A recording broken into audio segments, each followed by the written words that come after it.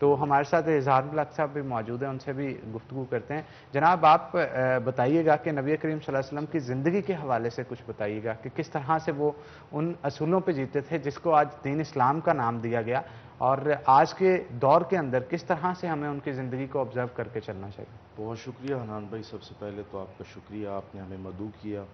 اور پھر آپ نے جو بہت خوبصورت بات فرمائی کہ آپ صلی اللہ علیہ وسلم کا جو بچوں کے ساتھ حسن سلوک تھا، نوجوانوں کے ساتھ حسن سلوک تھا۔ ہمیں کتابوں میں لکھا ملتا ہے،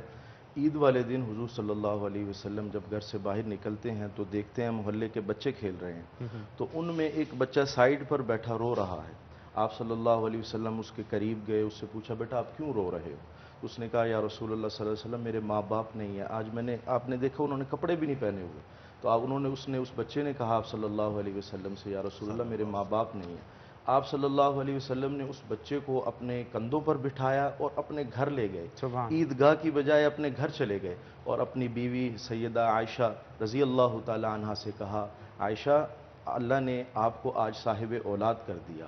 یہ آپ کا بیٹا ہے، یہ میرا بیٹا ہے، اس کو یہ یتیم ضرور ہے لیکن محمد صلی اللہ علیہ وسلم کا آج کے بعد یہ بیٹا، اس کو نہلاؤ تیار کرواؤ اور اس کو میں خود عیدگاہ لے کر جاؤں گا۔ یہ تعلیم تھی حضور اکرم صلی اللہ علیہ وسلم کی یتیموں کے حوالے سے، اور آپ نے بڑی خوبصورت بات کی، ہر حوالے سے حضور اکرم صلی اللہ علیہ وسلم کی زندگی ہمارے لیے نمونہ ہے۔ قرآن پاک میں بھی اللہ تعالیٰ نے فرمایا لَقَدْ كَانَ لَكُمْ فِي رَسُولِ اللَّهِ أُسْوَةٌ حَسَنَةٌ، اے پیغمبر آپ کی زندگی کو ہم نے نمونہ بنا کر بھیجا امت کے لیے۔ ہمیں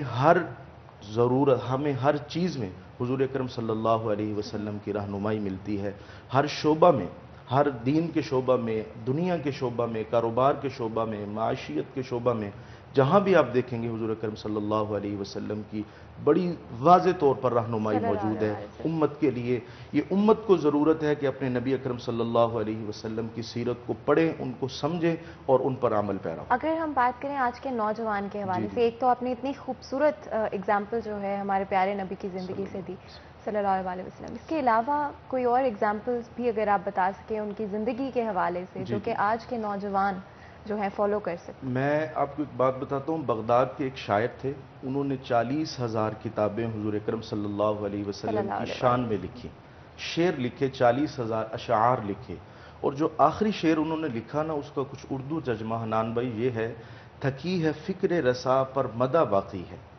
تھکی ہے فکر رسا مدہ باقی ہے، قلم ہے آبلا پاب مدہ باقی ہے،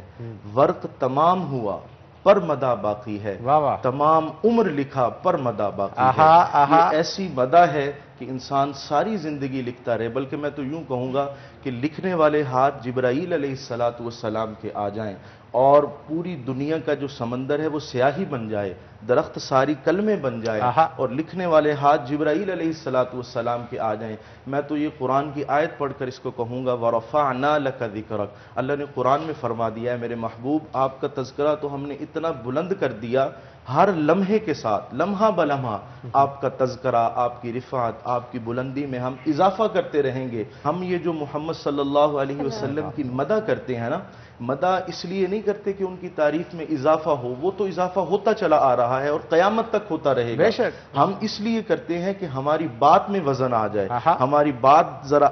اثر والی ہو جائے، لوگوں کے دل میں اتر جائے، اس لیے تعریف محمد کی جاتی ہے۔ ہم ان کی شان کا سہارا لیتے ہیں اپنی شان کو بڑھانے کے لیے۔ بے شک یہ بہترین